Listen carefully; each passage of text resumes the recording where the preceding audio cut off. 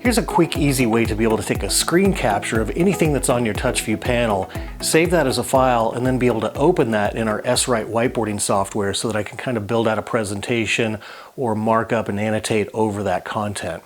So for example, I was working earlier on a fractions lesson plan here. So I'm going to open this up. So maybe I want to capture this so that I can go and edit that and just dump it into my whiteboarding file in Swrite. So one way to go ahead and do a screen capture is on my sidebar tool right here.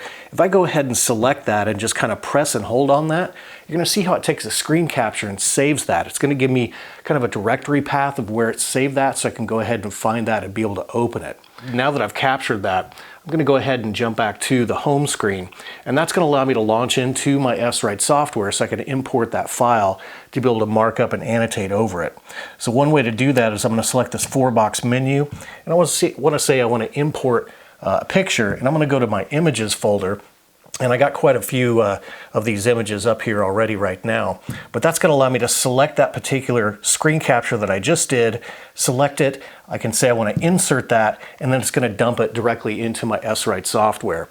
So again, I could go ahead and move that all around if I want to. And then once I want to lock it down, I'll just hit this little check mark there, and it's going to lock it down.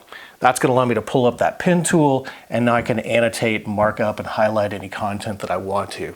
So that's just a quick way to be able to do a screen capture using that sidebar tool. If I just go ahead and hold that down, it's going to take a screen capture. And you can also do that with the little camera icon on the remote. That's going to do the same thing. So if I point that directly at my panel, that's going to go ahead and allow me to do a screen capture that way as well.